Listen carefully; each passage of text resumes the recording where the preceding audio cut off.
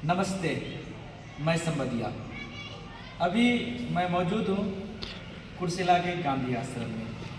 यह वही प्राचीन आश्रम है जहाँ पर 12 जनवरी 1948 ईस्वी को गांधी जी की अस्थि को विसर्जन करने के लिए लाया गया था। और ठीक यहाँ से 1 से 1.5 किलोमीटर दूर एक कटरिया नामक त्रिमोहिनी संगम है, वहाँ पर गांधी जी के अस्थियों को विसर्जन किया गया था।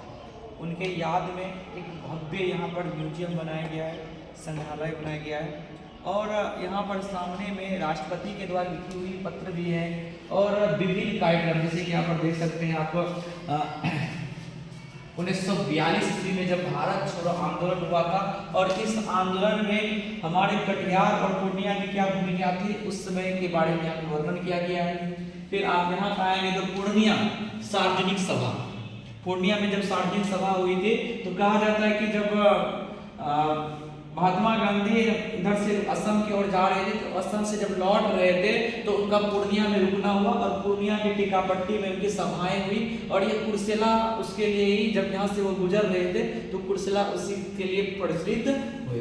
फिर यहाँ पर आप देख सकते हैं कि 1934 का ये दृश्य है। 1934 का भूकंप राहत समितियों के साथ पटना में गांधी जी की बैठक हुई थी।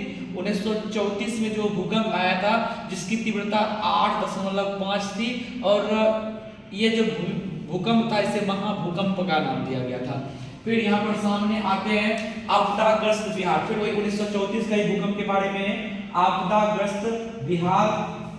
फिर नील का दाग 1917 का है। 1917 में जब गांधी जी नील की खेती को लेकर लोगों से मिल रहे थे कि नील की खेती नहीं करना है और 3 कठिया प्रणाली को समाप्त करने के लिए जो है ये व्यवस्था लागू की गई थी। तो यहाँ पर आप देख सकते हैं। फिर यहाँ पर हमारे गुरुवर रविन्द्रनाथ टैगोर जी हैं, ठीक है, सत्य की विभिन्न दृष्टिकोण।